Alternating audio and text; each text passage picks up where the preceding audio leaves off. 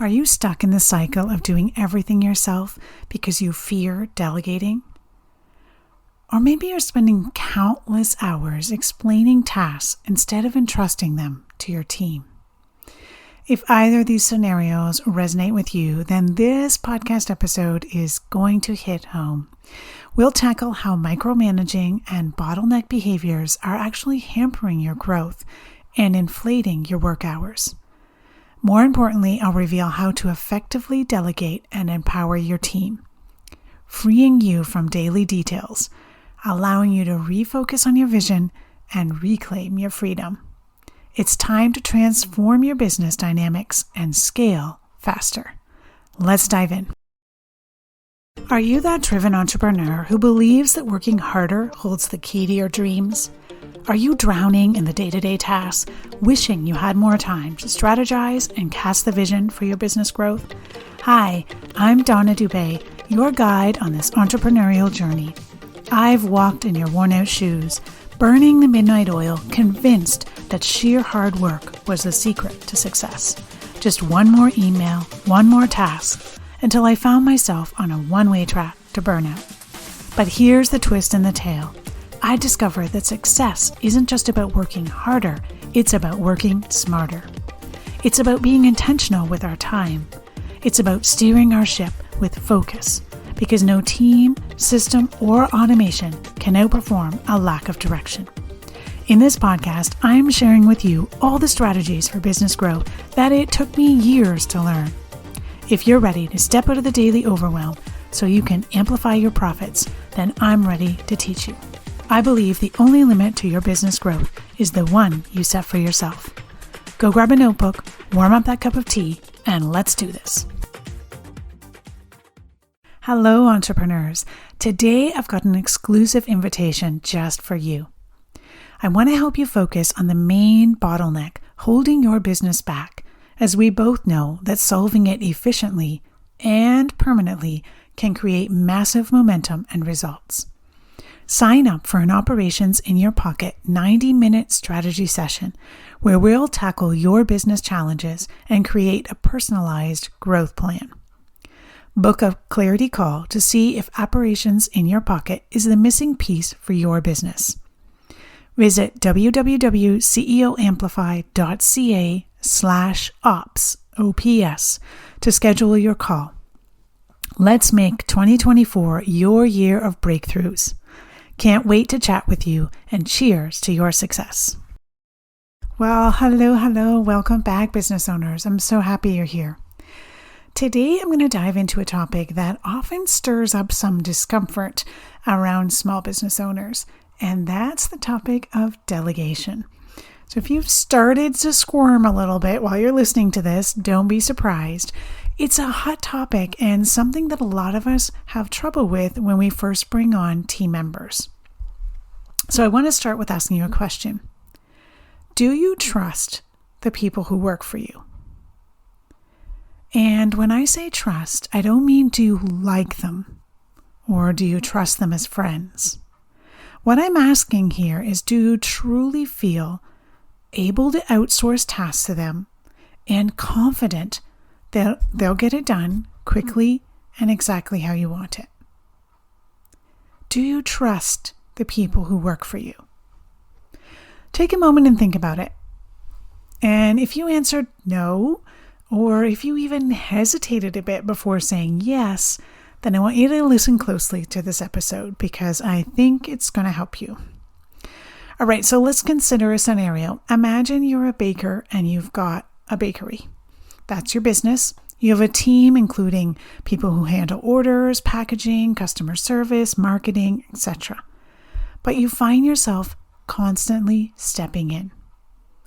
You're going behind the scenes and tweaking the social media posts. You're repackaging the cookies because, well, they just weren't arranged just right.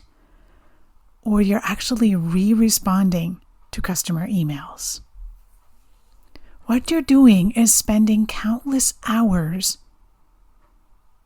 explaining what needs to be done, or worse, you're doing the task yourself because it would be easier and faster. How many of you have said that before? It would be faster and easier if I just did this. This is a very, very, very common thread among entrepreneurs. And today I want to break it down a little bit and show you why it would not actually be easier and faster. You might ask yourself, why would you pay someone else to do something slowly and not the way you want it, when you can just do it yourself? And this may seem logical at first glance. But the truth is, friends, listen close. The truth is that this approach is actually keeping your business from growing. It's the reason why you're also working way, way, way too many hours. It's actually stopping you from getting to that next level of growth that you're trying to see. Because what's happening is that as you're spending the time redoing the tasks that you're paying your team for, one, you're having an expense to pay your team. Two, you're using your time to redo something which is not in your zone of genius, which is not CEO level tasks. And your rate is much higher than your team's rate. But three, and probably most important here, is that the time you're spending redoing tasks or doing tasks because you can, quote, do it better and faster, you are not spending being the CEO of your business. And when you don't spend time each and every week being the CEO of your business, your profitability suffers. Your ability to grow to that next level suffers. And you end up being stagnant. But don't worry, it doesn't have to be this way. You see, the key is to leverage your team effectively so that you can step away from those exhausting day-to-day details and really refocus on your vision and growth. Let me give you another example. Let's say you own an online coaching business. You have a team of assistants who help with scheduling and client communication and content creation. But you find yourself revising the content they produce because it's not exactly how you envisioned it. If you are listening and you find yourself in these scenarios and these are ringing in your head, then I want you to listen to this next part, because the first step to fixing this is to truly understand that micromanaging and bottleneck behavior is actually hindering your growth. Instead, you need to clearly communicate your expectations. We need to stop assuming that our team knows exactly what we want.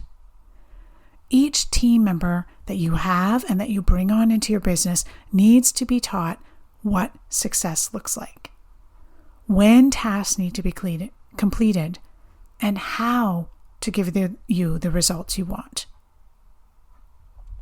You need to make yourself available for questions and for coaching them to success. And this will make a world of difference. It empowers your team to do their job right and gives them the confidence to take on even more responsibility and to grow with you inside your business.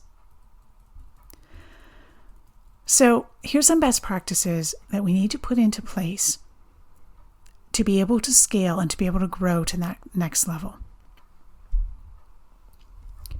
Your team is there, they're eager, but you struggle with letting go because they may not do things, quote, your way. And I want to challenge you to think about the fact that if you had a team member who could do a task for you and free up, let's say 5 hours a week for you, and they were able to perform that task at 80% as good and as in much time as you do, would that be good enough? Because I challenge you to say, if you can pay a team member at a much lower rate than your own rate, allow you to step out of the day-to-day and focus on the CEO level tasks, and they can do that task 80% as good as you can, it's a win-win. Folks, there are not too many things in the online business world that are life and death. And so yes, something may go out with an incorrect link. Yes, Something might be on your social post and you wouldn't have said it exactly that way. But does it really matter? If we're 80% there, let's coach, let's teach, and get that person all the way to success. Rather than taking that responsibility away from them, putting it back on your plate, and then complaining you don't have enough time. Okay, so we want to make sure that each team member is hired for the right fit, right? And when I say right fit, it's a couple of different areas. So one, they have to have the right skill set.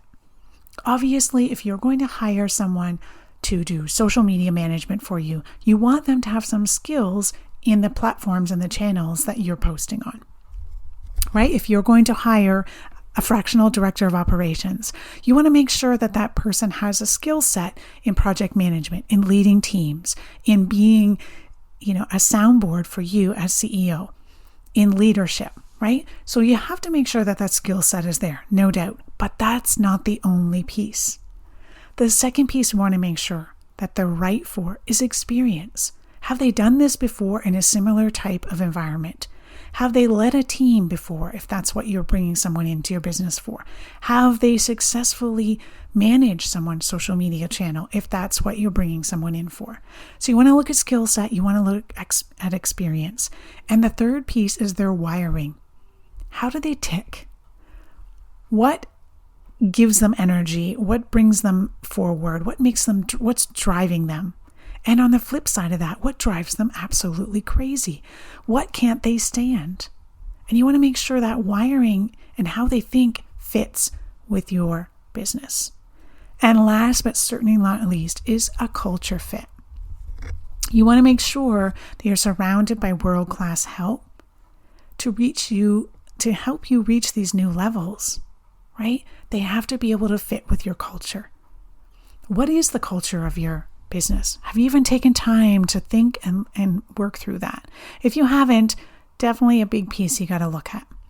So skill set, experience, their wiring, and culture fit. So those are the things we want to look for when we're hiring a new team member. When we say the team member has to have the right fit, that's what we mean. And then we don't want to assume that they know what we want.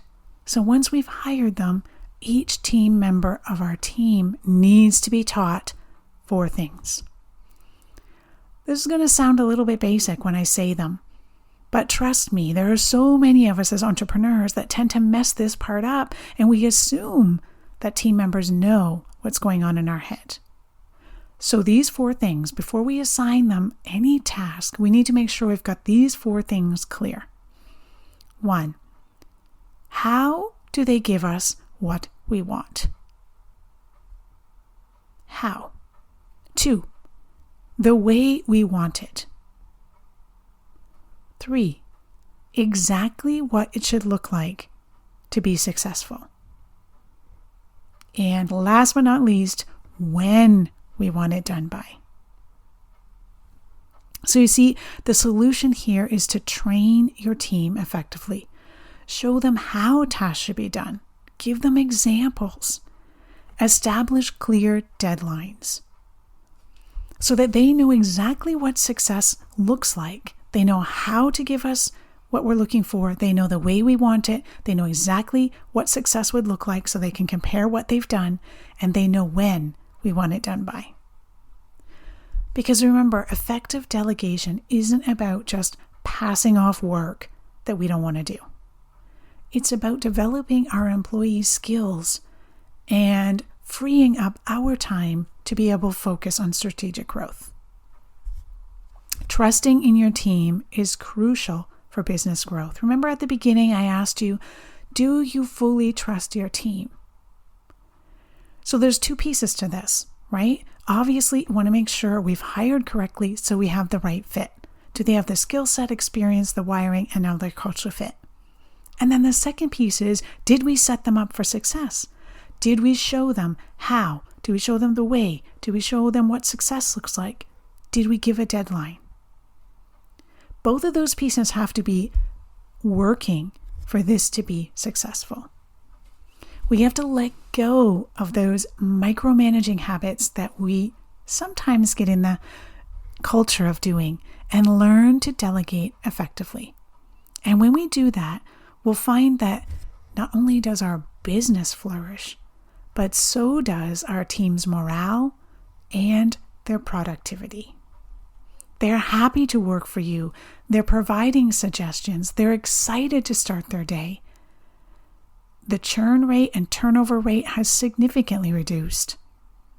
And your business is running like a well-oiled machine. So remember, as a business owner, your role is not just managing operations, but also leading people towards success. So I challenge you today to start delegating effectively and watch your business grow. Because friends, this is how business owners make twice as much in terms of revenue and work half the time. Effective delegation is such a powerful tool to transform your operations when you do it correctly. So remember, each team member, when we hire them, needs to be a fit on those 4 points. And every time we delegate something to a team member, we need to make sure we're clearly stating what the objective is, what success looks like, when we want it done, how we want it, so that they can thrive and be successful. Alrighty, I hope this episode was helpful for you. If delegation is something that you have struggled with before in the past, I would love to hear about it. You can pop in my email, or you can hang over to the CEO Amplify Facebook group and let me know how delegation has worked for you so far. Maybe you've got a success story that you want to share, or maybe you've got a question or something that didn't go right. We all learn so much by listening and seeing other people's experiences. So I really hope you will come over and share with me something about what you've learned about delegation. Alrighty, I'll see you all next week. Thank you for joining me on this episode of CEO Amplify. I appreciate you being part of our thriving community of ambitious business owners. If you enjoyed today's episode, I kindly ask you to share this podcast with a friend and take a hot minute to rate and leave a review. It would mean the world to me. Your feedback helps me reach more people and continue providing valuable content. Thanks so much for your support. Keep shining, and we'll catch you on the next episode.